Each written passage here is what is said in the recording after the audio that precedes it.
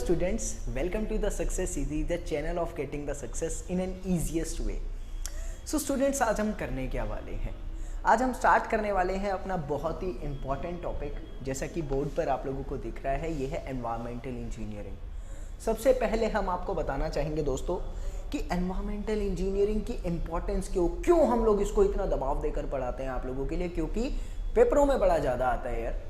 पेपरों में कैसे ज़्यादा आता है, आप अगर यहाँ पर ईएस की बात करना चाहें, आईएएस की, तो यहाँ पर बात आती है 40 नंबर के आसपास का आ जाता है पेपरों में। अगर मैं वही गेट की बात करता हूँ तो गेट में यही सब्जेक्ट करीब और करीब 10 से 12 नंबर का आता है। एसएससी जेई की बात करेंगे हम तो ये सब्जेक्ट लगभग 8 से 10 नंबर का पूछा जाता है। तो भाई आप लोग देख सकते हैं कि वेटेज जो है इस सब्जेक्ट की बहुत अच्छी खासी है। मुश्किल सब्जेक्ट है नहीं, it is an easiest subject. देखी जाए तो कोई दिमाग वाली बात नहीं होती, थोड़ा बहुत समझ के चलेंगे तो क्लियर हो जाएगा पूरे कंसेप्ट। सो यही कहना चाह रहा था लास्ट में कि ना इंपॉर्टेंस मार्क्स वाइज बनती है इसकी, बहुत ज़्यादा अच्छे खासे नंबरों का पेपर में आता है, तो अपने को ध्यान से पढ़ना है। अब बात आती है जेंटलमैन यहाँ पर कि अपने को ये सब्जेक्ट किस किस बेस पर, इसका सिलेबस क्या है, कैसा पैटर्न रखना है, उसको समझेंगे। देखिए फर्स्ट यूनिट जो इसकी आती है वो होती है रॉ वाटर इंजीनियरिंग, जिसको हम कंप्लीट करेंगे अपना पहले ही टॉपिक के अंदर। दूसरी बात आती है waste water engineering and the third one is the air quality या फिर नॉइस क्वालिटी इंजीनियरिंग। तो यहाँ पर बात आती है मेरे प्यारे दोस्तों, कई सारे चैप्टर्स में, कई सारे कॉलेजेस में इसको अलग अलग माना जाता है, बट एक ही बात है, एयर या नॉइस कुछ भी, मतलब हम लोगों को दोनों ही चीजें पढ़नी है, ठीक है। तो ये 3 यूनिट्स है, दरअसल कहने का मतलब ये है, और एक एक करके अपने को ये पढ़नी है। तो स्टार्ट करते हैं जेंटलमैन यहाँ पर रॉ वाटर इंजीनियरिंग से। देखिए हम पहले ही आपको एडवाइस कर दे कि ये सब्जेक्ट जो है ना, इसमें रटने का बहुत ज़्यादा है। रटने का इन द सेंस, आप लोगों को जैसे स्ट्रक्चर आरसीसी आप पढ़ते हैं तो एक बारी पढ़ने के बाद आपका काम चल सकता है, बट इस सब्जेक्ट को पढ़ने के लिए आपको कंसिस्टेंसी चाहिएगी, आपको डेली पढ़ना पड़ेगा। और एक बारी नहीं पढ़ना, एक बारी पढ़ने के बाद दोबारा, तिबारा, even I want to say that 4 बारी भी पढ़ना पड़ता है लोगों को, so that the concept is in our mind, हमारे दिमाग में वो चीज़ घुस सके, इसीलिए हम लोगों को बार बार ही पढ़ना पड़ता है। तो समझ ही गए होगे मेरे कहने का मतलब है कि यार बहुत ज़्यादा रटने का चैप्टर है ये, समझते हैं। चलिए स्टार्ट करते हैं दोस्तों रॉ वाटर इंजीनियरिंग से। सबसे पहली बात दिमाग में हमारे आनी चाहिए कि रॉ वाटर क्या होता है। देखो सबको पता है रॉ का मतलब क्या होता है। रॉ का मतलब होता है जो हमारी यूजफुल चीज से पहले की चीज होती है। किसी भी चीज को जब हम अपने यूजफुल के लिए बनाते हैं, किस चीज से बनाते हैं, रॉ चीज से। तो रॉ का मतलब यहाँ पर बेकार, जो हमारे यूज का नहीं है, ठीक है। रॉ वाटर का क्या मतलब हुआ, जो पानी हमारे यूज में नहीं आ सकता उसको कह देते हैं रॉ वाटर। यहां से मतलब क्या हुआ, the water which we get from the nature. हम लोगों को हमारे वातावरण से बहुत तरीके का पानी मिलता है, नदियों में मिलता है, समुद्र में मिलता है, झरने में मिलता है, बारिश में मिलता है, और ग्राउंड वाटर मिलता है। बहुत सारे तरीके हैं। वो जो पानी है जो मुझे नेचर से मिलता है, जो मुझे प्रकृति से मिलता है, उस पानी को मैं कहता हूं रॉ वाटर। लिखते हैं water that get from the nature, जो मुझे प्रकृति से पानी मिलता है उस चीज को मैं कहता हूं रॉ वाटर। मेरी बात समझ में आ गई होगी प्यारे दोस्तों। अभी बात आती है इस रॉ वाटर को सुधारना तो पड़ेगा ना भाई, अपनी यूज में लाने के लिए हर पानी को मेरे हिसाब से बनना जरूरी है।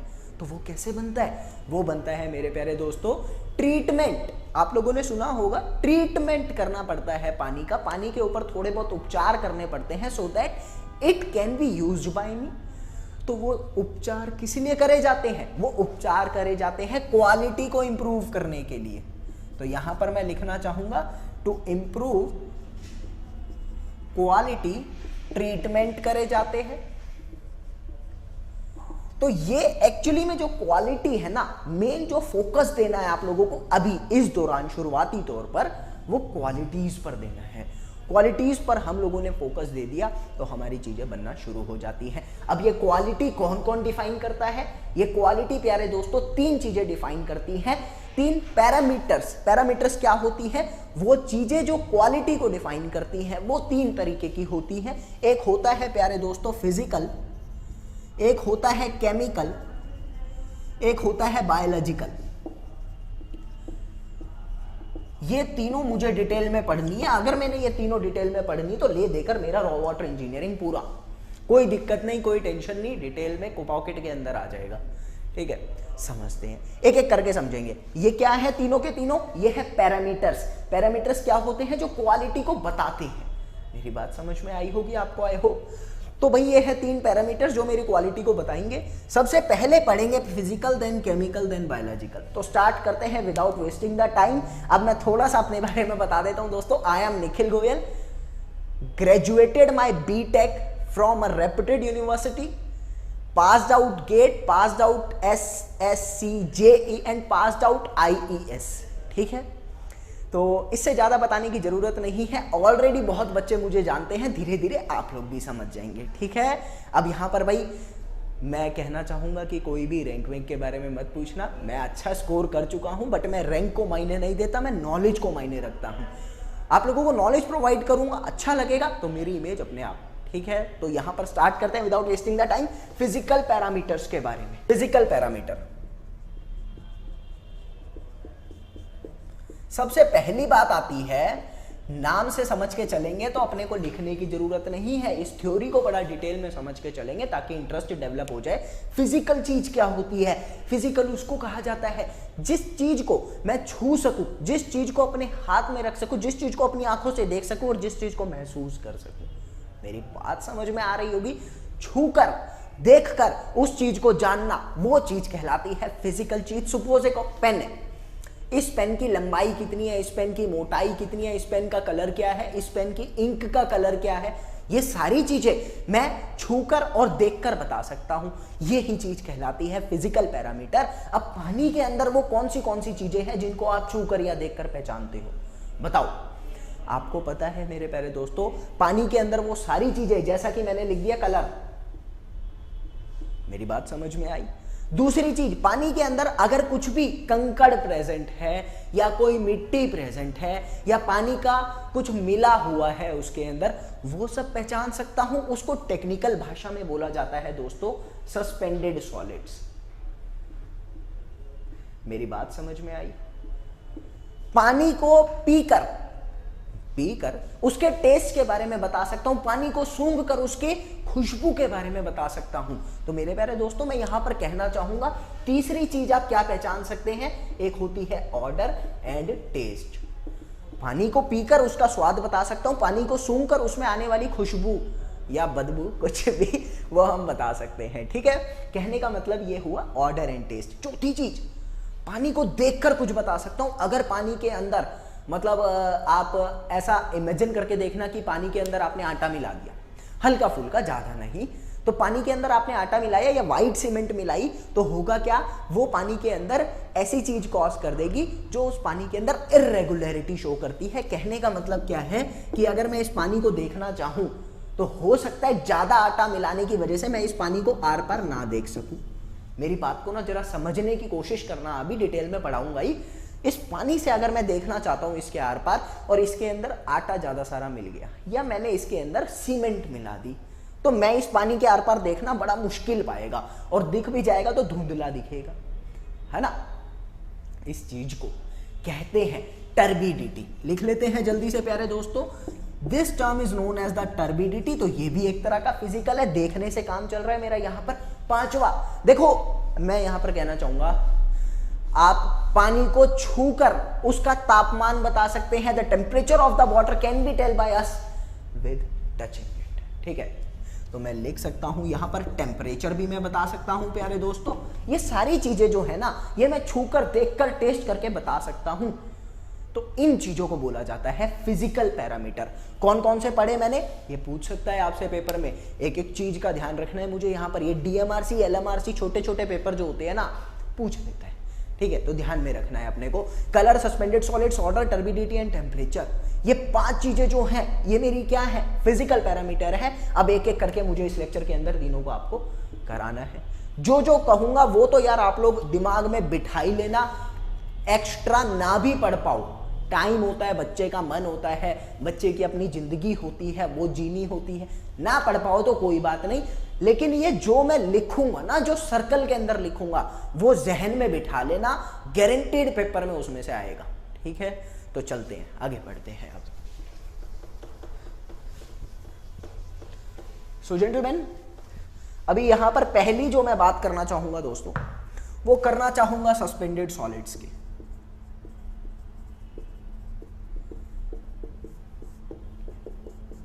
क्या होते हैं suspended solids, what are suspended solids, मतलब से समझेंगे बस, ठीक है। सस्पेंडेड सॉलिड्स, ठीक है, क्या होते हैं सस्पेंडेड सॉलिड्स? सस्पेंड का मतलब होता है लटकना या नीचे गिरना, लेटा हुआ ही कोई चीज। ये आपके पास एक गिलास है पानी का, ये भर रखा है आपने, और इस गिलास के अंदर मेरे प्यारे दोस्तों आपने मिला दी थोड़ी सी मिट्टी, या ऑलरेडी इसके अंदर पहले से कोई है कंकड़। मेरी भाषा को नहीं, मेरी बात को समझने की कोशिश करेंगे। ये है मिट्टी के पार्टिकल्स। ये मिट्टी के पार्टिकल्स बड़ी आसानी से मैं अपनी आंखों के साथ देख सकता हूं। मेरी बात समझ आ रही है? कुछ मिट्टी के पार्टिकल्स ऐसे गिलास के बॉटम पर भी सेटल हो पाएंगे, कोई दिक्कत नहीं है उस चीज में। तो ये जो पार्टिकल्स है जो अपनी आंखों से मैं देख सकता हूं मेरे प्यारे दोस्तों, वो कहलाते हैं एक्चुअली में सस्पेंडेड पार्टिकल्स, इतना बोलना चाहूंगा। और कुछ ऐसे पार्टिकल्स होते हैं जिन पार्टिकल्स को मैं अपनी आंखों से नहीं देख पाता, वो पानी के अंदर होते तो हैं, पानी के अंदर होते जरूर हैं, बट देख नहीं पाता आंखों से, ठीक है। तो क्या बोलूंगा उन चीज को जिसको मैं अलग से नहीं देख पा रहा, जो पानी के अंदर भी प्रेजेंट है, यानी वो पानी के अंदर घुले हुए हैं, मिले हुए हैं। समझ में आ गई होगी ना आप लोगों को? तो मैं क्या लिखूंगा? ये तो हुआ मेरा सस्पेंडेड, इसके बारे में बता दिया। तो पानी के अंदर हर तरीके के पार्टिकल्स हैं, उन पार्टिकल्स को जनरली नाम दिया जाता है सॉलिड्स। तो एक एक टर्म बताने की कोशिश कर रहा हूं, इस चीज को समझ के चलना। तो यहां लिखना चाहूंगा टोटल सॉलिड्स, यानी हर तरह का पार्टिकल जो पानी के अंदर प्रेजेंट होता है, कौन कौन से होगा? या तो वो सस्पेंडेड सॉलिड होगा या फिर वो डिसॉल्व्ड सॉलिड होगा। मेरी बात समझ में आई होगी gentleman as well as gentle ladies, कि या तो वो पानी के अंदर मिला हुआ होगा, नहीं तो वो घुला हुआ नहीं होगा। पानी के अंदर प्रेजेंट होगा, या तो घुलेगा या तो नहीं घुलेगा, घुलेगा तो डिसॉल्व्ड आ जाएगा, नहीं घुलेगा तो सस्पेंडेड आ जाएगा। तो मेरे प्यारे दोस्तों, ये जो डिसॉल्व होता है ना, ये पानी की प्रॉपर्टीज को ही चेंज कर देता है, इसको बाद में पढ़ाऊंगा। सस्पेंडेड जो है प्रॉपर्टीज को कम चेंज करता है, इसको अभी पढ़ा देता हूं, उसको केमिकल पैरामीटर में रखेंगे, बाद की बातें हैं, ठीक है। समझते हैं और ज्यादा डिटेल में इस चीज को। आई होप ये समझ में आ गया होगा कि यहां पर यार ये सस्पेंडेड का मतलब क्या है, ये समझने की जरूरत थी, ठीक है। चल आगे चलते हैं। देखो सस्पेंडेड सॉलिड क्या होते हैं, मैंने डिटेल में पढ़ा। ये सस्पेंडेड सॉलिड पानी में आते कहां से है? पहली चीज सोर्स, आते कहां से है ये पानी के अंदर? देखो तीन तरीके से आ सकते हैं, या तो हो सकता है मेरा कोई ऑर्गेनिक पार्टिकल्स हैं। ऑर्गेनिक कैसे हो सकता है? या तो कोई फाइबर है, या एल्गे है, या प्लैंक्टॉन्स है। ये ना नाम याद होने चाहिए आपको, ये पूछता है पेपर के अंदर, ठीक है। ये लिखा है प्लैंक्टॉन्स। इन तीन चीजों की वजह से ये आ सकते हैं, या वो इनऑर्गेनिक एक तरीका हो सकता है। एक होता है ऑर्गेनिक, एक होता है इनऑर्गेनिक। इनऑर्गेनिक तरीके से भी ये आ सकते हैं। इनऑर्गेनिक कैसे? ऑर्गेनिक का मतलब तो पता होगा ना। अच्छा ये आप लोगों का होमवर्क है, देखो यहां पर अगर मैंने ऑर्गेनिक का मतलब बताया ना तो ये बहुत लेवल गिर जाएगा हमारा, इसीलिए ऑर्गेनिक का मतलब आप लोग खुद पढ़ेंगे, ठीक है। ये नहीं बताऊंगा यार, बहुत छोटी बात हो जाएगी ये, ठीक है। चलो इनऑर्गेनिक का मतलब जानते हैं ये क्या होता है, मतलब आपको समझ में आ जाएगा जब आप ऑर्गेनिक समझ लेंगे, ठीक है। जिसको पता है उसको तो आ ही गया है अच्छे से। इनऑर्गेनिक क्ले, सिल्ट, इन वजह से हो सकता है, या फिर स्टोन्स, स्टोन्स नहीं pebbles, pebbles, clay, silt, pebbles, इन वजह से एक्चुअली में प्यारे दोस्तों ये इनऑर्गेनिक हो सकता है। अभी बात आती है कि तीसरा किस वजह से हो सकता है, और लिख लेते हैं इसमें, सैंड हो जाएगा, ग्रेवल हो जाएगा, ठीक है। सॉइल के अंदर पड़े हैं ना ये सारी चीजें, वो ही है, ठीक है। एक और चीज हो सकती है, तीसरी चीज जो सस्पेंशन क्रिएट कर सकती है, वो क्या है कि पानी में अगर कोई इनविजिबल लिक्विड डाल दिया जाए जो पानी के अंदर घुलता नहीं है, वो कॉज कर सकता है। आपको पता है जो चीज पानी के अंदर घुलती नहीं है वो सस्पेंडेड होती है ना।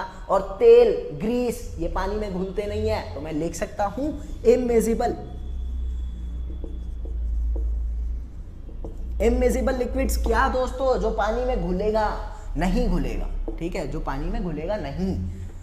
कौन से? ऑयल्स हो जाते हैं, तेल, कौन सा? सरसों का हो, चाहे कोकोनट का हो, चाहे मेरा डाबर आंवला हो, चाहे मेरा ऑल क्लियर हो, तेल तो तेल है, पानी में घुलना नहीं चाहिए, चाहे वो मिट्टी का तेल क्यों ना हो, पेट्रोल भी होता है, ठीक है। चलो दूसरी चीज, ग्रीस, सुना होगा हमने, ग्रीस भी हो सकती है। तो ये सारी चीजें वो हैं जिनके कारण मेरा सस्पेंडेड सॉलिड्स आ सकता है मेरे प्यारे पानी के अंदर, समझ रहा है। चलो आगे पढ़ते हैं। अब ये सस्पेंडेड सॉलिड क्या करते हैं पानी को, वो लिख लेते हैं जल्दी से। कॉजेस,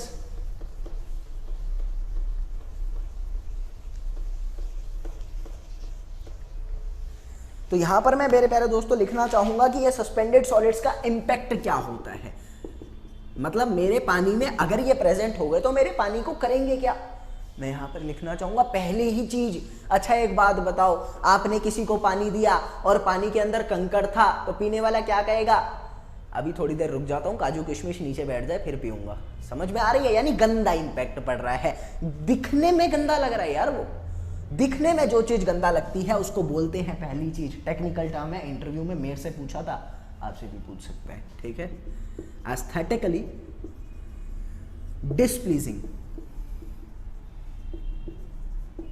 दिखने में जो चीज गंदी लगे उसको कहते हैं एस्थेटिकली डिस्प्लीजिंग। दूसरी चीज, जिस पाइप से ये पानी बहेगा, मेरी बात को समझना दोस्तों, जिस पाइप से ये पानी बहेगा ना, उस पाइप में थोड़े दिन में ये सेटल हो जाएंगे। सपोज ये मेरा पानी है और इस पाइप है, इस पाइप से मैं कंकड़ से भरा हुआ पानी फेंक रहा हूं, थोड़े दिन में क्या होगा, ये पाइप नीचे नीचे नीचे नीचे ना असल में कंकड़ इसमें बैठ जाएंगे, यानी पाइप की एफिशिएंसी को कम करेंगे। पाइप को सफाई करने की जरूरत पड़ेगी, हो सकता है ज्यादा दिन सफाई ना करे तो पाइप को रोक देगा।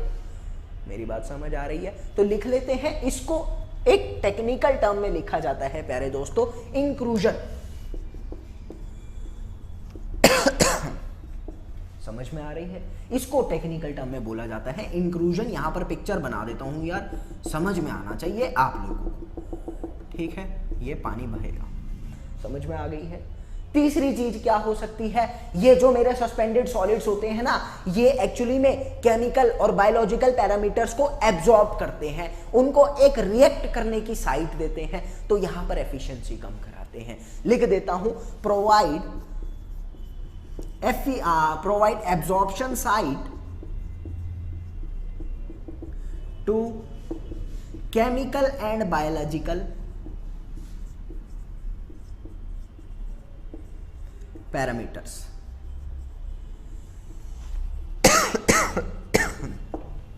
ठीक है, दिख तो रहा होगा ना, आई होप, मैं बता देता हूं, दोबारा नहीं लिख रहा, बायोलॉजिकल पैरामीटर्स लिखा है ये, ठीक है। चलो ये मेन चीजें मैंने आपको पढ़ाई है कि ये मेरा क्या क्या कर सकता है। अभी मेरे प्यारे दोस्तों बात आती है कि ये अब इसको नापते कैसे हैं, बात ये आती है, इसको नापेंगे कैसे, ठीक। How to measure the suspended solid, जरा एक प्रोसीजर है, दिमाग से सुनिएगा, कान खोलकर सुनिएगा, काम आएगा हमारे, ठीक है। ये मेरे पास एक वाटर है जिसके अंदर प्यारे दोस्तों सस्पेंडेड सॉलिड प्रेजेंट है, suspended solid plus dissolve solid दोनों होते हैं, ठीक है। मैंने क्या करना है, पहला प्रोसीजर, इस वाटर को 104 डिग्री सेल्सियस पर उबाल लेना है, भली बाती उबाल लिया। उबालने के बाद क्या करूंगा, इस पानी को अभी फिल्टर पेपर से साफ कर लेता हूं, पास कर लेता हूं, सॉरी, इस पानी को मैंने फिल्टर से पास कर लिया है। तो सेकेंड स्टेप क्या हो गया, ये है मेरा फिल्टर पेपर, इस पानी को मैं जब इससे पास करूंगा प्यारे दोस्तों, तो होगा क्या यहां पर कि ये जो है अब पार्टिकल्स ऊपर ऊपर बैठ जाएंगे। अब पार्टिकल्स मेरे ऊपर ऊपर बैठ चुके हैं, एक्चुअली में ये वो पार्टिकल्स है जो पानी के अंदर सस्पेंडेड थे, तो यहां से मेरे को पता लग सकता है ये मेरे सस्पेंडेड पार्टिकल्स हैं, ठीक है। अब इन सस्पेंडेड पार्टिकल्स के अंदर दो तरीके के होते हैं, मैंने बताया था, एक होता है ऑर्गेनिक, एक होता है इनऑर्गेनिक, समझ में आ रहा होगा। अब ये ऑर्गेनिक और इनऑर्गेनिक को अलग अलग कैसे करा जाता है वो जरा ध्यान से समझना। यहां तक तो हर किसी को पता होता है, अगला स्टेप किसी को नहीं पता होता, पेपर में वही पूछता है सन, ठीक है। सुनते हैं यहां पर, ये क्या है, सस्पेंडेड सॉलिड्स। इन सस्पेंडेड सॉलिड्स को जेंटलमैन अब आप हीट करेंगे 600 से 650 डिग्री सेल्सियस तक। कर दिया। अब क्या करूंगा, 600 से 650 डिग्री सेल्सियस मैंने इसको हीट करा तो होगा क्या, इसमें जो ऑर्गेनिक अमाउंट प्रेजेंट था, इसके अंदर जो ऑर्गेनिक पार्टिकल्स प्रेजेंट थे, वो ऑर्गेनिक पार्टिकल क्या होंगे, गर्म होंगे, वेपराइज हो जाएंगे, जल जाएंगे, खत्म हो जाएंगे। मेरी बात समझ में आई होगी दोस्तों। ऑर्गेनिक पार्टिकल्स, हम लोग भी ऑर्गेनिक हैं, याद रखना, हम लोग जो बने हैं वो ऑर्गेनिक बने। ऑर्गेनिक पार्टिकल जल जाता है, मिट्टी नहीं जलती, मिट्टी इनऑर्गेनिक है, ठीक है। तो यहां से मैं लिखूंगा, जब आप इसको 600 से 650 डिग्री सेल्सियस तक गर्म करेंगे, ऑर्गेनिक पार्टिकल्स बर्न्स वेपराइज, ऐसा लिख देते हैं। स्पेलिंग पे मत जाइएगा मेरी, थोड़े पढ़े लिखे कम है, अंग्रेजी हम शुरू से वीक थी हमारी, ठीक है। ऑर्गेनिक पार्टिकल्स जो होता है वो पूरी की पूरी तरह अच्छी तरह जल जाता है, खत्म हो जाता है, हवा में उड़ जाता है। बचे क्या, बचे क्या, इनऑर्गेनिक बचे। यहां पर मैं लिखना चाहूंगा, ये थे इनऑर्गेनिक पार्टिकल्स, ऑर्गेनिक पार्टिकल्स, दोनों के दोनों। अब ऑर्गेनिक पार्टिकल्स उड़ गए, नीचे क्या मेरे पास, इनऑर्गेनिक पार्टिकल्स। तो यहां पर ये मेरे प्यारे दोस्तों समझ में आई होगी बात। ये पूरा प्रोसीजर है सस्पेंडेड सॉलिड निकालने का, ऑर्गेनिक निकालने का और इनऑर्गेनिक निकालने का। ये बच गया ना, इसमें से जब इसको माइनस करूंगा तो ऑर्गेनिक भी आ जाएगा। बड़ी आसान सी बात है ये तो। एक बात और बताते हैं प्यारे दोस्तों, यहां पर बड़ी ना यार विचित्र बात आई हमारे पास। मैंने जब पानी को छाना फिल्टर से, तो कुछ ऐसे पार्टिकल्स थे जो फिल्टर के पोर से छोटे छोटे थे, वो उसमें पास हो गए। वो थोड़ी रुकेंगे इसके ऊपर, जो फिल्टर के पोर से, फिल्टर के छेद से भी छोटे हैं, वो थोड़ी रुकेंगे यहां पर। तो मेरे प्यारे दोस्तों बचा गया। इसी चीज को मद्देनजर रखते हुए दो तरह की बनाई गई यहां पर इंप्योरिटीज। एक होती है फिल्ट्रेबल, एक होती है नॉन फिल्ट्रेबल। जो छन के चले गए ना, जो छन गए छोटे से थे, वो नीचे चले गए सॉल्यूशन के अंदर, उनको हमने सस्पेंडेड माना ही नहीं, उनको हमने कह दिया कि वो डिसॉल्व ही रहेगा, ठीक है। इसी चीज को मद्देनजर रखते हुए दो चीजों को डिवाइड करा गया। एक होती है फिल्टरेबल, एक होती है नॉन फिल्टरेबल। समझ के चलना इस चीज को आप। ये जो फिल्टरेबल है, जो पूरा का पूरा छन गया है, उसको कहा जाता है फिल्टरेबल। जो छन गया है ना दोस्तों, उसको बोला जाता है दरअसल डिसॉल्व सॉलिड। और जो नहीं छना है उसको बोलते हैं प्यारे दोस्तों सस्पेंडेड सॉलिड। तो ये पूरा का पूरा एक प्रोसीजर था, ठीक है। आई होप समझ में आया होगा। देखो, चिट्ठा लिखाने से कुछ नहीं होगा, मैं आपको नोट्स प्रोवाइड कर दूंगा, लिखा दूंगा थ्योरी, कुछ नहीं फायदा होगा। मेन चीज है समझने की, तो जो लिखने की चीज है वो तो लिखा दूंगा। मेरी भाषा को जरा ध्यान से समझो, प्रोसीजर को समझो, कुछ भी छूटा नहीं है। ये गेट लेवल है पूरा का पूरा। एक भी चीज बाहर से आ गई तो नाम मत बदलना, वैसे भी नहीं चाहते, आ ही नहीं सकती यार, एक्सपीरियंस है हमारा, कुछ नहीं आएगा, ठीक है।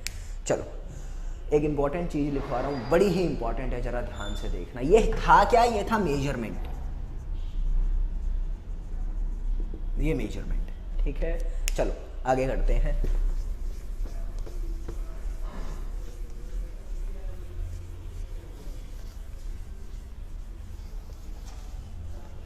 एक बात आती है दोस्तों, एक होती है मिनिमम वैल्यू, एक होती है मैक्सिमम वैल्यू। वो याद होनी चाहिए अपने को। यहां पर जो मिनिमम वैल्यू, मिनिमम को हम लोग ना थोड़ा सा अंग्रेजी की भाषा में कहते हैं acceptable value, the value which can be accepted by us. और कौन सी वैल्यू एक्सेप्ट करूंगा, जो मेरे नुकसान नहीं करेगी। मेरी बात समझ में आ गई ना, जो मेरे नुकसान नहीं करेगी वही तो एक्सेप्ट करूंगा। वो होती है मिनिमम वैल्यू। हर चीज की एक मिनिमम एक मैक्सिमम वैल्यू होती है। तो एक सस्पेंडेड सॉलिड की मिनिमम वैल्यू यानी कि एक्सेप्टेबल वैल्यू कौन सी है, वो है मेरे प्यारे दोस्तों 500 मिलीग्राम पर लीटर, ठीक है। और वही मैं बात करना चाहूंगा कि नॉन एक्सेप्टेबल वैल्यू कौन सी है। नॉन एक्सेप्टेबल वैल्यू ये होगी ग्रेटर देन 2000 मिलीग्राम पर लीटर। क्या बोला, ग्रेटर देन 2000 है। यानी अगर एक और क्वेश्चन यहां से पूछ सकता है एग्जाम में, आपको कहेगा ये तो चलो मिनिमम हो गई, बताओ मैक्सिमम वैल्यू कौन सी है। और मैक्सिमम वैल्यू कौन सी जो एक्सेप्ट ही नहीं कर सकता, कितने से ज्यादा, 2000 से ज्यादा, लेकिन 2000 तो कर सकता हूं ना, तो मैं लिख सकता हूं मैक्सिमम हो गई 2000 मिलीग्राम पर लीटर। तो एक ही बार बता रहा हूं ये जो बात है दोस्तों, ये एक ही बार बताई है, दोबारा से नहीं बताने की जरूरत पड़े, इसको अभी समझ लेना, ये हर किसी में आएगी जो भी पढ़ाऊंगा, ठीक है। चलो आगे बढ़ते हैं, इसको थोड़ा सा ज्यादा डिटेल में पढ़ा दिया, आगे भी ऐसे ही समझाऊंगा, छोड़ूंगा नहीं, ठीक है। चलो अगली मेरी बात आती है प्यारे दोस्तों टर्बिडिटी की। टर्बिडिटी होता क्या है, टर्बिडिटी एक पिक्चर भी शो करा देंगे, ठीक है। टर्बिडिटी क्या होता है वो समझते हैं, या पिक्चर क्या करोगे मैं वैसे ही समझा देता हूं दोस्तों आप लोगों को। टर्बिडिटी जैसा कि मैंने पहले भी बताया था कि यार अगर आप अपने लिक्विड के अंदर, ये आपके पास एक लिक्विड है, इस लिक्विड के अंदर आपने क्या करा, सीमेंट का पाउडर मिलाया या आटा मिलाया, सीमेंट भी क्यों, एग्जांपल देना चाह रहा हूं बस, ठीक है। ये आपने आटा मिला दिया, अब आप क्या करोगे, आप यहां से देख रहे हो आटा मिलने के कारण पानी में धुंधलापन आ जाएगा, मेरी बात को समझने की कोशिश करेंगे, पानी में धुंधलापन आएगा, वो धुंधलापन आपको क्या करेगा, रोकेगा, कहेगा आपको वहां नहीं देखने दूंगा, मेरे ऊपर से जा, कहेगा ना, तो वो धुंधलापन जो मेरे को उस साइड नहीं देखने देता, उसको कहता हूं टर्बिडिटी। असलियत में टेक्निकल भाषा से कहना चाहूं तो यहां से जब लाइट पास करूंगा तो ये लाइट यहां पहुंचनी नहीं चाहिए, ये लाइट पहुंचनी नहीं चाहिए, ये मेरी हिम्मत का काम, मतलब मैं ऐसा कह रहा हूं, तो ये चीज होती है टर्बिडिटी। ये किस वजह से नहीं पहुंचेगी, क्यों, क्योंकि मुझे पता है लाइट के जो है इन पार्टिकल से या तो पीछे मुड़ जाएगी या फिर एब्जॉर्ब हो जाएगी, मेरी बात समझ आ रही होगी। तो एब्जॉर्ब होगी या पीछे मुड़ेगी, पीछे मुड़ने का मतलब है बिल्कुल पीछे नहीं, कहीं और भी जा सकती है बट आगे नहीं जाएगी, समझ में आ रहा होगा दोस्तों। तो ये पीछे मुड़ेगी कहीं और जाएगी, उसको कहा जाता है स्कैटरिंग, समझ में आ गया होगा प्यारे दोस्तों, उसको कहा जाता है स्कैटरिंग। और एब्जॉर्ब होना तो आपको पता ही है कि ये लाइट को अपने आप में समा लेगा, तो यहां पर मैं लिखना चाहूंगा स्कैटरिंग प्लस एब्जॉर्बिंग। इन दोनों की वजह से प्यारे दोस्तों क्या होता है, light can not pass, light can not pass. और इसी प्रॉपर्टी को मैं क्या कहता हूं जेंटलमैन, इस प्रॉपर्टी को हम लोगों ने नाम दिया, ये कहलाती है टर्बिडिटी। समझ में आ गया होगा ना टर्बिडिटी क्या है, क्लियर है, पक्का। चलो आगे बढ़ते हैं, ये टर्बिडिटी क्या करता है, इसका इंपैक्ट क्या है मेरे पानी के ऊपर। अच्छा आप लोग खुद प्रैक्टिकली सोचना कि टर्बिडिटी का इंपैक्ट क्या क्या होगा। देखो सबसे पहली बात, अगर मेरे पानी के अंदर कुछ भी प्रेजेंट है, पानी के अंदर कुछ भी प्रेजेंट है तो दिखने में बेकार बनाएगा, पहली चीज एस्थेटिकली डिस्प्लीजिंग, एस्थेटिकली डिस्प्लीजिंग। दूसरी बात भाई थोड़े दिन में ना वो चीज सेटल भी हो जाएगी, अगर मैं पाइप के अंदर या किसी कंटेनर के अंदर उस पानी को रखता हूं तो होगा क्या कि वो सेटल हो जाती है। यहां पर मैं लिखना चाहूंगा कि जो टर्बिडिटी थी वो सेटल हो जाती है, तो सेटल होने की वजह से पाइप को रोकेगी, यहां कह सकता हूं इंक्रूजन। मेरी बात समझ में आ रही होगी दोस्तों, इस चीज को मैं कह सकता हूं ये है इंक्रूजन, ठीक है, कोई दिक्कत नहीं है। और क्या कर सकती है, मैंने लिखा एस्थेटिकली डिस्प्लीजिंग, इंक्रूजन, यहां लिख सकता हूं उस पानी को मैं पी भी नहीं सकता, मेरे को बहुत नुकसान कर जाएगा, तो यहां लिखना चाहेंगे अनसेफ फॉर ड्रिंकिंग।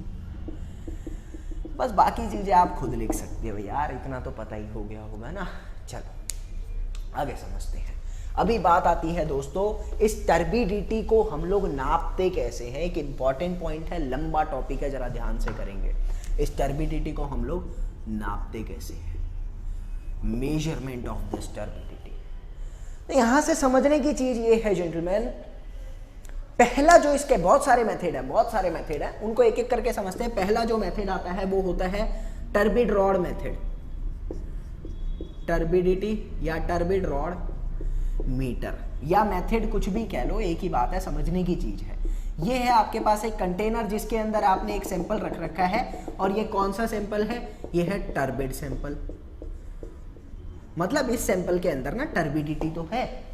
अब आप क्या करेंगे, आपके पास एक रॉड है, इस रॉड को क्या नाम दिया गया? Aluminium rod. क्यों? क्योंकि ये जो है एल्यूमिनियम की बनी हुई है। इंपॉर्टेंट है ये चीज, याद रखनी है आप लोगों को। ये है एल्यूमिनियम रॉड और एल्यूमिनियम के रॉड के नीचे आपको लगा रखी है एक सुई जिसको कहा जाता है नीडल। ये कौन सी है? ये है प्लेटिनम नीडल। ठीक है, ये प्लेटिनम नीडल है। आपने क्या करा, इसको रॉड को लिया और अपने बीकर के अंदर घुसा दिया, ऐसे ऐसे डिप कर दिया। एक ऐसी डेप्थ आएगी, अगर पानी के अंदर टर्बिडिटी है, पानी के अंदर कुछ प्रेजेंट है जो पानी को धुंधला बना रहा है, एक ऐसी डेप्थ आएगी मेरे प्यारे दोस्तों जिस डेप्थ के बाद एक्चुअली में आप उसकी नीडल को नहीं देख पाओगे। तो लिख लेता हूं, डिप एंड डेप्थ कम्स। आप डुबाओगे और डुबाने के बाद एक ऐसी डेप्थ आएगी। डेप्थ का मतलब है कि पहले आपने यहां डुबाया और डुबाया और डुबाया और डुबाया, और सपोज वो जो डेप्थ है वो ये है, यहां से लेके यहां तक तो आपको दिख रहा था। इसके बाद आप इस नीडल को देख ही नहीं पा रहे। ठीक है, वो है डेप्थ का मतलब। डिप करोगे and depth comes where platinum needle just stops to seem, stops to see, ऐसा लिख देते हैं। अंग्रेजी समझ रहे हो ना यार, कमजोर है थोड़ी सी, वो देख लेना आप यहां से। ठीक है, आपको इसके बाद ये प्लेटिनम नीडल दिखनी बंद हो जाएगी हर हालत में। और जिस डेप्थ पर एक्चुअली में ये प्लेटिनम नीडल दिखनी बंद हुई है, यहां पर मेरे पास एक बीकर और होता है, उस बीकर के अंदर कुछ मिला के रखता हूं, अभी बताऊंगा दोस्तों। इस बीकर के अंदर भी सेम मेजरमेंट्स होती है, यहां पर भी कुछ मेजरमेंट्स हैं और यहां पर भी कुछ मेजरमेंट्स हैं। इस मेजरमेंट को मैं क्या करता हूं, इधर से इधर कैलिब्रेट करता हूं। यहां जो मेजरमेंट आई वो ये आई, तो मैंने यहां भी ये मेजरमेंट यहां लिख दी। ठीक है, और मैंने इस बीकर के अंदर क्या मिला रखा होता है? मैंने इस बीकर के अंदर मिला रखा होता है दोस्तों SiO2, सिलिका। सिलिका बोला जाता है इसे। ठीक है, एक नाम और दिया जाता है, अभी बताऊंगा उस चीज को भी। इसमें मैंने SiO2 मिला रखा होता है, और वो SiO2 जैसे जैसे जैसे जैसे मैं नीचे जाता रहता हूं, SiO2 की मात्रा जो है वो बढ़ती रहती है। मेरी बात को ना समझने की कोशिश करेंगे अभी। ये SiO2 किस क्वांटिटी में मिलाया जाता है? 1 मिलीग्राम पर लीटर। ठीक है, 1 मिलीग्राम पर लीटर में आप इसको मिलाकर रखते हैं दोस्तों। और जब इसको मिलाकर रखेंगे तो जैसे जैसे मैं नीचे जाऊंगा, volume of the water increase होती जा रही है, तो SiO2 भी बढ़ता जा रहा है, और SiO2 बढ़ता जा रहा है तो टर्बिडिटी भी बढ़ती जा रही है, धुंधलापन बढ़ता जा रहा है। तो मेरे को यहां से मैं कह सकता हूं कि एक्चुअली में टर्बिडिटी नापने की मेरे पास यूनिट आ जाती है यहां से, कि इतने मीटर पर, इतनी यूनिट पर मेरा इस सैंपल का टर्बिडिटी है। मेरी बात समझ में आई होगी। और वो यूनिट हम कैसे रखते हैं? ये क्या है? ये है सिलिका। इसको एक नाम और दिया जाता है। कौन सा नाम दिया जाता है प्यारे दोस्तों? उसको कहा जाता है फुलर्स अर्थ। बहुत इंपॉर्टेंट है, बहुत इंपॉर्टेंट है। DMRC, LMRC, UPSSC जो कि आ रहा है, SSC के लिए भी इंपॉर्टेंट हो सकता है। ये छोटे छोटे जो पेपर हैं इनमें तो बहुत इंपॉर्टेंट है जेई के लिए। ठीक है, गेट में नहीं पूछे, क्या पता पूछ ले, क्या पता नहीं पूछे, कुछ कह नहीं सकता उसका। ये चीज समझ नहीं। अब नापना किस यूनिट में मिलाया जाता है? 1 मिलीग्राम पर लीटर में मिलाया जाता है। नापना तो पता लग गया। यहां से मैं यूनिट निकालता हूं, उस यूनिट को नाम क्या देते हैं मेरे प्यारे दोस्तों? उस यूनिट को नाम देते हैं STU, silica turbidity unit. I hope प्यारे दोस्तों समझ में आ गया होगा। सिलिका टर्बिडिटी यूनिट उसको नाम दिया जाता है। क्लियर हुआ? पक्का? ये है इस पूरे प्रोसीजर का, एक्चुअली में पूरे मेथड का प्रोसीजर जो कि मैं करता हूं।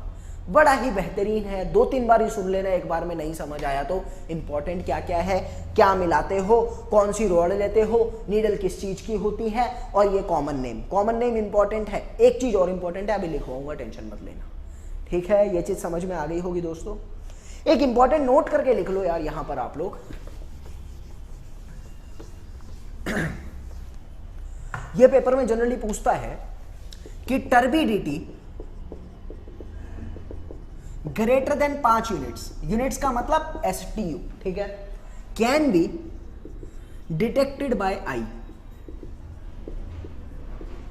मैं अपनी नॉर्मल आंखों से किसी भी पानी की टर्बिडिटी को पहचान सकता हूं, बता सकता हूं। बताने का मतलब यूनिट नहीं बता रहा, ये बता सकता हूं कि वो पानी जो है टर्बिड है, ठीक है, वो मैं अपनी आंखों से देखकर बता सकता हूं अगर उसकी जो यूनिट है वो 5 से बड़ी है, ठीक है। ये चीज़ इंपॉर्टेंट है, पता होनी चाहिए, सर्कल वर्कल जो करना है कर लो, बहुत इंपॉर्टेंट है, ठीक है। चलो अगला पढ़ते हैं। एक मेथड आता है अपने पास प्यारे दोस्तों, जैक्सन टर्बिडिटी मेथड।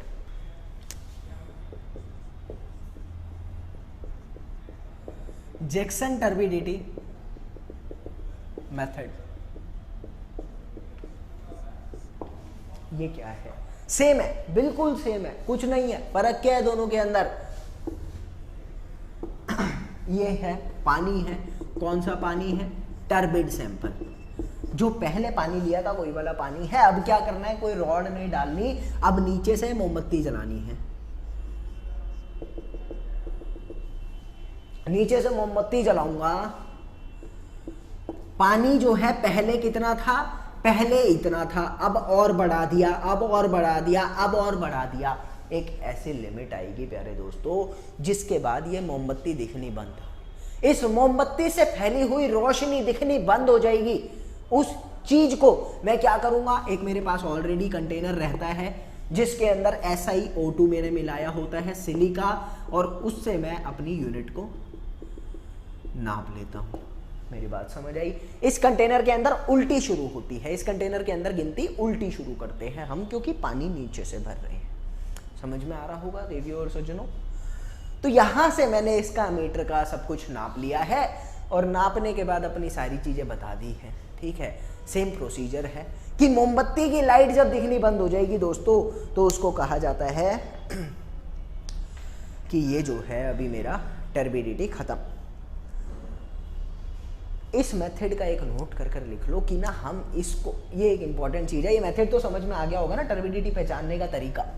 यहां से बात आती है, नोट करके एक बात लिखेंगे, this method not used for drinking water. क्यों? क्योंकि ये मेथड सिर्फ और सिर्फ उनको नापता है जिनकी टर्बिडिटी यूनिट्स जो है 25 से ज्यादा होती है, उनको नापने के जनरली काम आता है, वैसे नहीं आता। तो हम इसको ड्रिंकिंग वाटर के लिए यूज नहीं करते। क्यों नहीं करते ये भी बता दिया है। तो ये था इसका पूरा प्रोसीजर। और यहां पर जो यूनिट आती है यहां पर जो यूनिट आती है दोस्तों वो होती है JTU, जैक्सन, ये वाला Jackson turbidity unit, Michael Jackson वाला जैक्सन है ये, जैक्सन टर्बिडिटी यूनिट, ठीक है।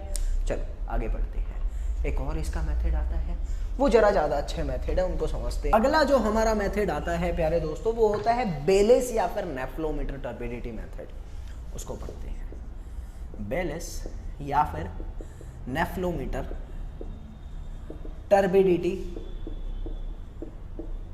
मेथड।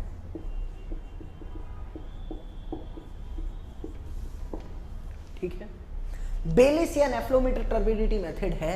ये क्या है समझते हैं। देखिए इसमें क्या होता है दोस्तों कि यहां पर मेरे पास कुछ ट्यूब्स हैं, पहले से टर्बिड सैंपल की ट्यूब है और कुछ ट्यूब मेरे पास सैंपल की बनी हुई है ऑलरेडी। मतलब उन ट्यूब्स का मैंने सब कुछ नाप रखा है। तो यहां मैं लिखना चाहूंगा वो मेरे पास रेफरेंस सैंपल है, ये रेफरेंस सैंपल है, ठीक है। लाइट है मेरे पास, ये लाइट जो है मैंने यहां पर रख रखी है, ये है लाइट, इधर भी लाइट है। मतलब कहने का मतलब है कि ये लाइट जब पर्टिकुलर सैंपल से पास होती है, ये है टर्बिड सैंपल, ये वो है रेफरेंस सैंपल जिसका सब कुछ मुझे पता है। यहां से जब लाइट पास होगी प्यारे दोस्तों तो ये लाइट जो है एक्चुअली में इसमें कलर डालने की कोशिश करेगी। एक टर्बिड सैंपल के अंदर ये लाइट कलर इंड्यूस करेगी, it gives colour to the turbid sample. वो कलर हम लोग नापते हैं, वो कलर हम लोग नाप लेते हैं। Light passes, produce colour. मेरी बात समझ आई? कलर देगी, वो कलर हम लोग देख लेंगे और वो जिस सैंपल से मैच करेगा हम उसकी हेल्प से उसका टर्बिडिटी बता देते हैं। बस इतना ही है, कुछ फर्क नहीं है, ठीक है। अच्छा, अगर इसको मैंने बेलिस कहा तो फिर ये नेफ्लोमीटर अलग से क्यों लिखा? ये अलग अलग मेथड है भाई, पहले बता देता हूँ, ये अलग अलग है। फर्क क्या होता है दोनों के अंदर दोस्तों? सिर्फ और सिर्फ फर्क इतना होता है कि हमारा जो नेफ्लोमीटर आता है उसके अंदर हम पहले से कुछ डाल कर रखते हैं। नेफ्लोमीटर में हम पहले से कुछ डाल कर रखते हैं, जैसे कि हम लोग डालते थे सिलिका अभी डाला था ना हमने टर्बिडिटी नापने के लिए, इसके अंदर भी पहले से कुछ डाल के रखते हैं। क्या डाल के रखते हैं दोस्तों? वो हम डाल के रखते हैं, बहुत इंपॉर्टेंट नाम है, फॉर्माजाइन। ये है कॉमन नेम और इसको बोला क्या जाता है? हेक्सामिथाइलिन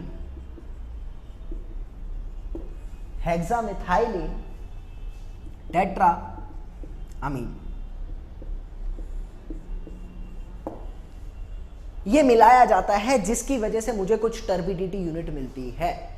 वो यूनिट को हम लोग क्या कहते हैं दोस्तों? NTU, nephelometer turbidity unit. मेरी बात समझ आया? नेफ्लोमीटर टर्बिडिटी यूनिट कहा जाता है उसको। एक बात और समझने की कोशिश है, इस चीज की सेंसिटिविटी को बढ़ाना। सेंसिटिविटी का मतलब होता है प्यारे दोस्तों अच्छे रिजल्ट को बढ़ाना, एफिशिएंसी को बढ़ाना। हम क्या करते हैं? हम ना यहाँ पर लाइट को मेजर नहीं करते, हम यहाँ पर क्या करते हैं? फोटो एमिसिव मटेरियल लगाते हैं।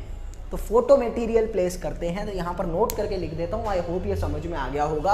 अब जरा इंपॉर्टेंट चीजें नोट करके लिख लो आप लोग। टू इंक्रीज द एफिशिएंसी, ये जो होता है एफिशिएंसी का साइन होता है, ठीक है। To increase the efficiency we provide या फिर वी प्लेस फोटो मटेरियल। ये फोटो मटेरियल क्या रखा जाता है? क्यों? क्या है ये? फोटो मटेरियल का मतलब होता है जब इसके ऊपर लाइट पड़ेगी तो ये करंट देगा, ये इलेक्ट्रॉन्स को फेंकेगा। तो यहां पर लिख लेते हैं फोटो मटेरियल का मतलब होता है when light strikes produces free electrons, hence current. भाई जहां भी फ्री इलेक्ट्रॉन मूव करेंगे वहां करंट तो मूव करेगा, और करंट जो है आसानी से हम पता लगा लेते हैं। इसीलिए एफिशिएंसी को इंक्रीज करने के लिए हम लोग फोटो मटेरियल प्लेस कर देते हैं वहां पर, ताकि लाइट पड़े तो करंट आ जाए। अब ये फोटो मटेरियल दोनों में अलग अलग तरीके से होता है। बेलिस के अंदर जो होगा मेरे प्यारे दोस्तों, मैं यहां पर लिखना चाहूंगा लॉन्गिट्यूडनली होगा। इसका मतलब क्या है समझ चाहता हूं अभी। और यहां पर जो होगा नेफ्लोमीटर में, इसके अंदर लेटरली होगा। देखो अगर ये ट्यूब है और लाइट में अगर यहां से मार रहा हूं तो फोटो मटेरियल जो है इसकी लेंथ के अलोंग ही रखा जाएगा, ठीक है। मतलब फोटो मटेरियल लेंथ के अलोंग ही रखा जाएगा, वो इलेक्ट्रॉन्स ऐसे ही निकालूंगा। और नेफ्लोमीटर के अंदर यही चीज मैं 90 डिग्री पर रखता हूं। 90 डिग्री को बोला जाता है लेटरली, ठीक है। तो यहां पर एक चीज तो समझ में आ गई कि दोनों का डिफरेंस क्या है। एक चीज और समझने की जरूरत है दोस्तों,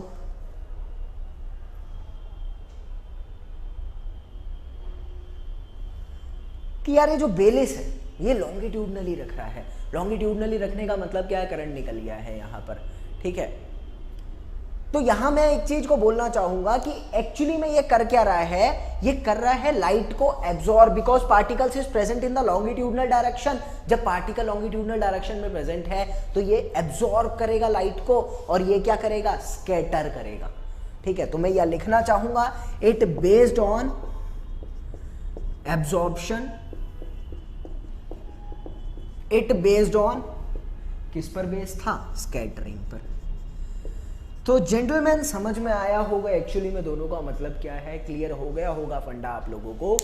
पूरा का पूरा यही था। यूनिट में बता ही चुका हूं एनटीयू होती है। यहां पर भी कुछ परमिसिबल एक्सेप्टेबल की बात आ जाती है। मिनिमम वैल्यू कितनी और मैक्सिमम वैल्यू कितनी, जल्दी लिख लेते हैं दोस्तों। मिनिमम वैल्यू और मैक्सिमम वैल्यू को भी इंपॉर्टेंट है पढ़ना। मिनिमम वैल्यू बोले तो एक्सेप्टेबल वैल्यू लिख लेते हैं जल्दी से। इसको कहते हैं एक्सेप्टेबल वैल्यू, इसको कहते हैं परमिसिबल वैल्यू।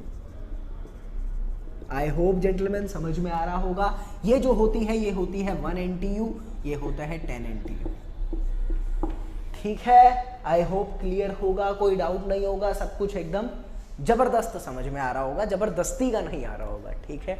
चलो आगे बढ़ते हैं यार। एक और अगली मेरी जो टर्म आती है वो होती है कलर। कलर भाई, कलर से आप लोग क्या समझते हैं? यार अपने को पता है कि कलर क्या, पानी का कलर कैसा होता है, उस बारे में बात करेंगे हम यहाँ पर। देखो पानी ना जनरली गंदी जो पानी होते हैं, काला भी दिखता है, नीला भी दिखता है, कई बारी हरा हरा पानी भी दिखता है, कई बारी डार्क ग्रीन दिखता है। कलर की बात कर रहे हैं, ठीक है। तो अभी बात आती है, पहली बात तो ये कलर्स आती क्यों है इसके अंदर। कलर्स आते हैं दोस्तों, कुछ ना कुछ उस पानी में मिला होता है, कुछ ना कुछ पानी में मिला होता है। कैसे मिलेगा, या तो वो घुलेगा या तो वो नहीं घुलेगा। तो जो चीज घुली होती है, पहली बात बोलना चाहूंगा, मिलता क्यों है, या तो डिसॉल्व सॉलिड या सस्पेंडेड सॉलिड। डिसॉल्व सॉलिड की वजह से जो मेरे को कलर मिलता है असल में उसको कहता हूं ट्रू कलर। असली कलर पानी का वही होता है जब उसके अंदर सोडियम पोटेशियम हल्का हल्का मिला होता है। तो डिसॉल्व सॉलिड की वजह से जो मुझे मिलता है वो होता है ट्रू कलर। और जब मुझे मेरे प्यारे दोस्तों suspended solid plus dissolve solid की वजह से मिलता है उसको कहता हूं अपेरेंट कलर, दिखावेगा कलर। ये इंपॉर्टेंट है, पूछ सकता है पेपर में, ठीक है। अभी बात आती है, चलो कलर क्यों होता है ये भी पता लगा, किस तरह से कैसा होता है वो भी पता लगा। अब बात आती है इसका इंपैक्ट क्या है, क्यों मुझे ये पानी में इंपैक्ट गंदा देता है या फिर क्या देता है, इसको पहले पढ़ते हैं। आपको पता है अगर कलर प्रेजेंट है ना तो पानी तो आप तो कतई नहीं पियोगे, उस पानी को नहीं पियोगे। अगर गंदा पानी है तो कौन पी रहा है उसमें, तो मैं देख सकता हूं आना या फिर नॉन यूजेबल फॉर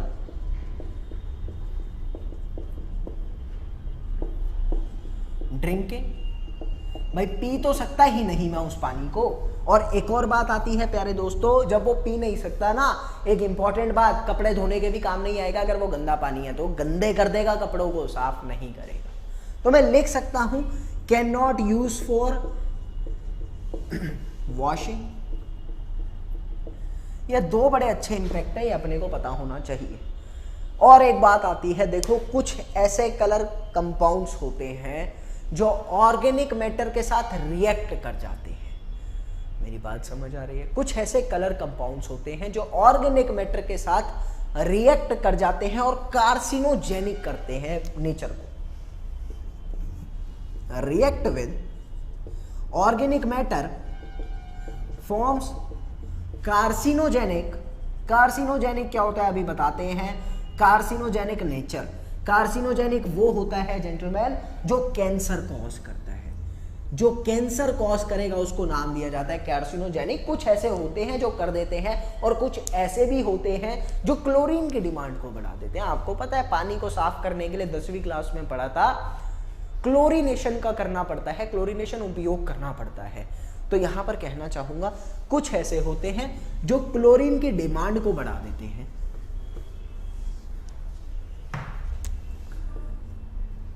चौथा, some increases demand of the chlorine,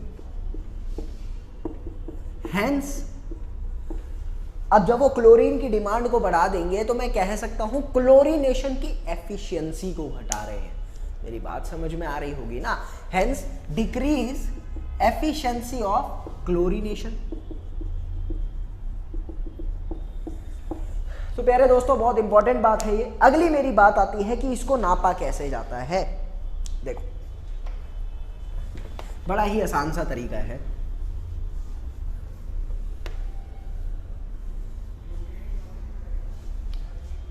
measurement जो प्यारे दोस्तों करी जाती है,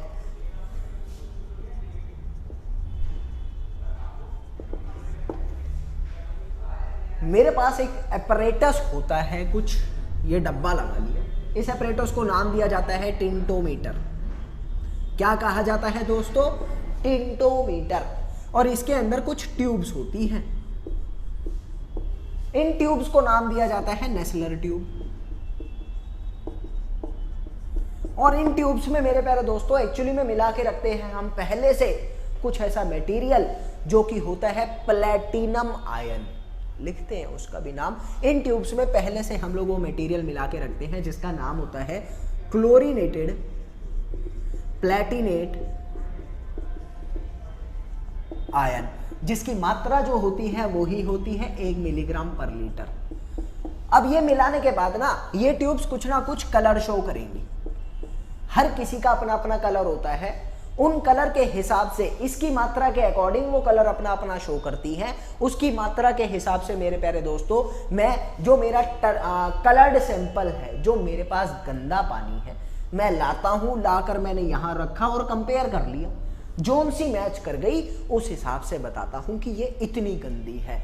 हर किसी की अपनी अपनी अलग यूनिट है, जिससे वो कलर मैच कर गया उससे मैं बताता हूं कि इसकी ये अपनी यूनिट है। मेरी बात समझ में आई होगी?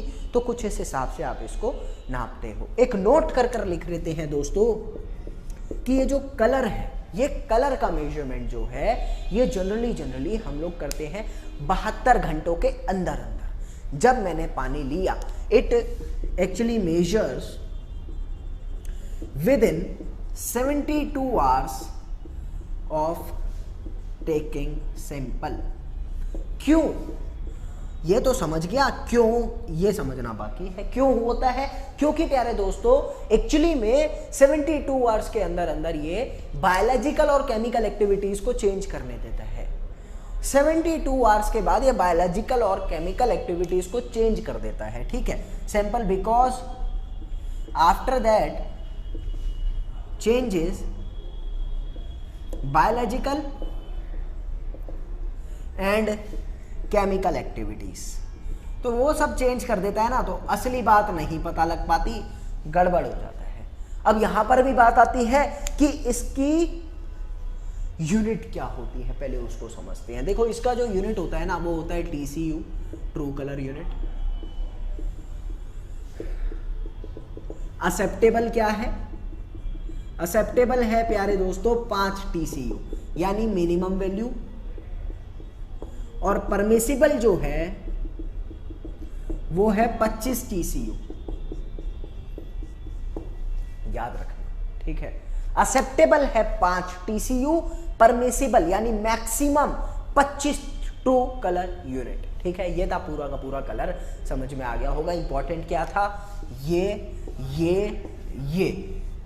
और ये तो बहुत ही ज्यादा इंपॉर्टेंट, बहुत ज्यादा इंपॉर्टेंट, और ये 72 घंटे, ठीक है। गेट के लिए क्या इंपॉर्टेंट है? गेट के लिए ये पूछेगा तो इनमें से पूछेगा, उनमें से नहीं पूछेगा, ये पूछेगा, ठीक है। चलो आगे पढ़ते हैं। मैंने क्या क्या पढ़ा दिया आपको? मैंने पढ़ा दिया मेरे प्यारे दोस्तों टर्बिडिटी, सस्पेंडेड सॉलिड्स, कलर। अगली मेरी बात आती है टेस्ट एंड ऑर्डर की, वो समझते हैं दोस्तों। बात आती है यहां से यार कि टेस्ट एंड ऑर्डर जनरली किस वजह से आता है।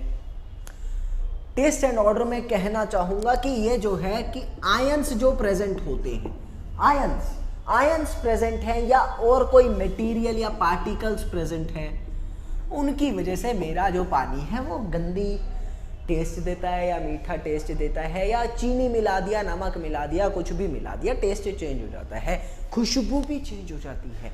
समझ में आ रहा है? तो वो इन्हीं वजह से होती है, ये सब तो पता है आप लोगों को। अभी बात आती है यहाँ पर प्यारे दोस्तों कि इम्पैक्ट क्या करती है। आपको भी पता है इम्पैक्ट क्या करेगी। इम्पैक्ट यही करेगी, अगर गंदा टेस्ट है तो नहीं पीऊंगा, अच्छा टेस्ट है तो पी लूंगा। हाँ, और बदबू खुशबू का असर आपको पता ही है, तो ऐसा कुछ बताने का है नहीं टेक्निकली। इम्पैक्ट का बस यही है कि आपको अपनी तरफ से सोच के लिख सकते हो, एक आधे जो है, कुछ टेक्निकल है नहीं, वरना बता देता। मेन चीज जो आती है वो आती है मेजरमेंट। मेन चीज जो आती है प्यारे दोस्तों वो आएगी मेजरमेंट। कैसे? देखो आपके पास ये बीकर है, अभी ये जो है, सपोज एग्जांपल देके चलूंगा, समझना, ये मीठा है, ये जो है मीठा है, मीठा भाई टेस्ट की बात कर रहा हूं, ठीक है, और कुछ नहीं, मीठा है। अब ये मीठा है तो क्या है, अगर मेरे को मिठास कम करनी है, इसमें और पानी मिलाना पड़ेगा, और पानी मिलाना पड़ेगा, और पानी मिला लो, और 2 बारी और मिला लो, फिर मिठास कम हो जाती है। पता है ना आपको ये बात? जब मिठास कम करनी होती है तो I have to dilute it. क्या बोला मैंने? इसको डाइल्यूट कर लिया। शुरुआत में जो इसकी वॉल्यूम थी वो थी V1, डाइल्यूट कर लिया मैंने इसको टू रिड्यूस स्वीटनेस, यही कहते हैं इसको, ठीक है। मैंने कर लिया, और डाइल्यूट करने के बाद फाइनल वॉल्यूम कितनी आई मेरे पास? V2, मेरे प्यारे दोस्तों समझ में आया कुछ? आपने डाइल्यूट करा, किस हद तक डाइल्यूट करा? उतनी हद तक इसको डाइल्यूट करोगे कि आपका टेस्ट या ऑर्डर कुछ भी वो डिटेक्टेबल ना हो, वो आप दोबारा से खुशबू ले ना सको, टेस्ट नहीं मिल रहा, टेस्टलेस हो गया। ठीक है, तो यहां पर लिखूंगा up to limit so that it can not be detectable. मेरी बात समझ में आ रही होगी देवियों और सज्जनों कि ये जो है अब डिटेक्टेबल नहीं होगा। जब ये डिटेक्टेबल नहीं होगा, वो वॉल्यूम आप नाप लोगे, वो मैंने मान ली V2। यहां से इन दोनों का जो रेशियो होता है प्यारे दोस्तों V2 अपॉन में V1, फाइनल अपॉन में इनिशियल, इनको मैं कहता हूं टॉन। टॉन क्या है? टॉन है मेरे प्यारे दोस्तों थ्रेशोल्ड ऑर्डर नंबर। लिख लेते हैं, क्या है? Threshold order number. यहां से एक्चुअली में नापा जाता है टॉन, और वो टॉन मेरे को बताता है यूनिट। क्या है? इसकी यूनिट है एक्चुअली में, ये देखी जाए तो टेस्ट एंड ऑर्डर की यूनिट है टॉन। तो वो चीज अपने को पता होनी चाहिए कि ये नापा कैसे जाता है, वो समझ में आ गया है, और किस यूनिट में देते हैं, टॉन में। इसकी और चीज तो है नहीं बताने लायक, बस यही है मेरे प्यारे दोस्तों। आगे बात आ जाती है इसकी एक्सेप्टेबल और परमिसिबल लिमिट कितनी कितनी है। बहुत इंपॉर्टेंट है, ध्यान से रखेंगे इस चीज को। एक्सेप्टेबल मतलब मिनिमम, इसकी एक्सेप्टेबल जो वैल्यू है वो है 1 टॉन, और इसकी परमिसिबल यानी मैक्सिमम वैल्यू जो है मेरे प्यारे दोस्तों वो कितनी है, वो है 3 टॉन। मिनिमम इतनी, मैक्सिमम इतनी पता होना चाहिए। अब बात आती है यहां से कि टेम्परेचर का क्या सीन होता है, इसको भी समझते हैं। उसके बाद इस लेक्चर को बहुत करते हैं, टाइम ज़्यादा हो गया ना लेक्चर का। फिर उसके बाद केमिकल और बायोलॉजिकल थोड़ा कम टाइम में कराऊंगा, वो जल्दी जल्दी करा दूंगा। अभी बात आती है यहां से कि टेम्परेचर की बात करें।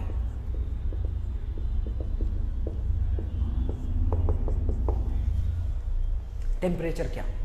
बट पहली बात तो ना यार देखो, टेम्परेचर आप बढ़ाते हो तो बायोलॉजिकल एक्टिविटी इंक्रीज हो जाती है, ये आपको पता है। Increase temperature increase biological chemical activities, ये आपको पता है। बायोलॉजिकल और केमिकल एक्टिविटीज को वो बढ़ा देता है। यहां से एक इंपॉर्टेंट चीज बताना चाहूंगा, जब इन चीजों को बढ़ा देता है ना तो सारी चीजें ही बढ़ जाती है जनरली, मतलब रिएक्शंस बढ़ जाती है पानी के अंदर। तो यहां से लिखना चाहेंगे नोट कर कर कि every 10 degree Celsius increment causes doubles the activities reaction.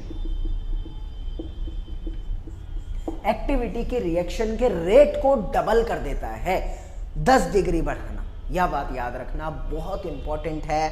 10 degree आप बढ़ाते हो तो बायोलॉजिकल एक्टिविटी का रेट लगभग डबल हो जाता है। ये इंपॉर्टेंट है यार, पूछ सकता है पेपर में आपसे, ठीक है। बाकी तो यही है, देखिए होता क्या है कि हमारे जो ऑर्गेनिक मैटर्स होते हैं वो जल्दी जल्दी निकल जाते हैं उसके अंदर से, और इनऑर्गेनिक हम जनरली छान के पास आउट कर लेते हैं। तो ज़्यादा टेम्परेचर आप बढ़ाते रहोगे तो पानी की बायोलॉजिकल एक्टिविटीज़ को बढ़ाओगे, और उसके अंदर सस्पेंडेड सॉलिड्स या फिर डिजॉल्व सॉलिड्स, सस्पेंडेड तो आप छान के निकालते हो, डिजॉल्व सॉलिड्स को ख़त्म कर सकते हो कई हद तक, ठीक है। एक इसकी भी बस टेम्परेचर का इतना ही है, ज़्यादा नहीं है। इसकी मिनिमम वैल्यू कहता है एक्सेप्टेबल 10, और परमिसिबल होती है प्यारे दोस्तों 25।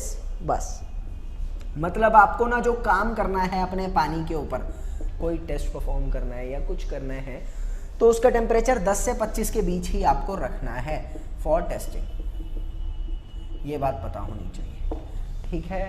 तो यही है, ये हमारी गारंटी है कि इससे अच्छा मटेरियल YouTube पर नहीं देगा आपको कोई, ठीक है। तो भाइयों जितना पढ़ाया जा रहा है, गेट हो, IAS हो, SSC JEE हो, DMRC हो, LMRC हो, UPSSC हो, HSSC हो, कोई भी टेक्निकल का पेपर इससे बाहर नहीं पूछेगा। तो इतना हम लोग मटेरियल प्रोवाइड कर रहे हैं आप लोगों को। So what you have to do, you have to do only one thing, just do subscribe our channel, like the video, because आप लोगों का लाइक बहुत जरूरी है। Like the video, do subscribe our channel, share it maximum so that maximum students can be benefited by this video. Okay? अगर video पसंद नहीं आता, डिसलाइक कर दो, कोई दिक्कत नहीं है, लेकिन why you are disliking the video, just mention it in the comment box please. mention it in the comment box why you are disliking the video so that we would come to know what you want actually। ठीक है, आपको क्या जरूरत है, क्या improvement चाहिए है video के अंदर, वो आप लोग यहां से करिएगा। तो क्या करना है, share, subscribe and like the video. Okay, so thank you for continuously watching मी। जय हिंद, जय भारत।